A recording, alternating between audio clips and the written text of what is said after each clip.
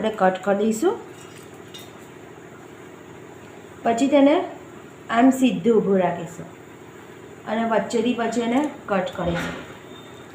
આજકાલ પાઇનેપલ ખાવાનું તો બધાને ભાવતું હોય છે, પરંતુ આખું લાવીએ આપણે તો તેને કટ કરતાં બધાને આવડતું નથી હોતું અને એના કાંટા ઓહો કાઢવા બહુ મુશ્કેલ હોય છે.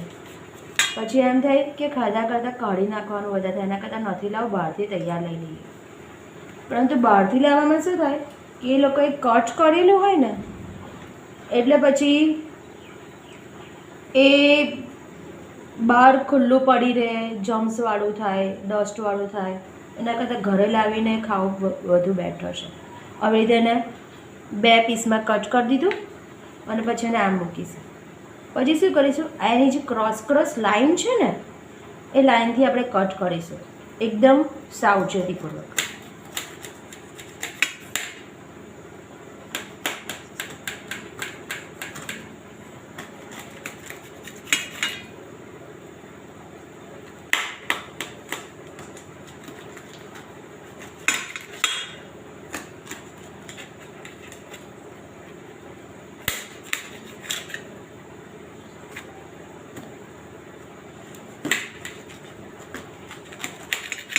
આ રીતે જો તમે કટ કરશો ને તો એકદમ ઇઝી રીતે તમે પાઇનેપલ કટ કરી શકશો.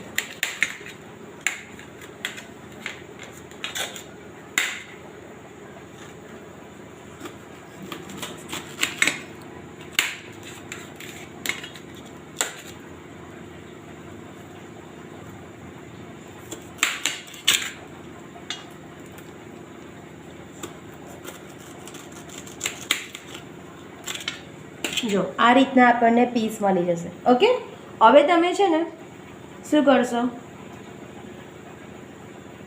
આ ભાગને આ રીતે કટ કરી દેવાનો છે. એટલે આમાંથી જે પેલો બીવાળો જે ભાગ હોય ને એ ને કાંટાવાળો બધું રિમૂવ થઈ ગયું અને આ રીતના આપણને પીસ મળી જશે. ઓકે, આ રીતે પણ તમે ખાઈ શકો છો અને પછી એને નાના નાના કટ કરીને પણ ખાઈ શકો છો. જે રીતે આપણે કટિંગ કરવા હોય એ રીતે કરી શકીએ છીએ. ઓકે, સો ઇઝી પાઇનેપલ ખાવા.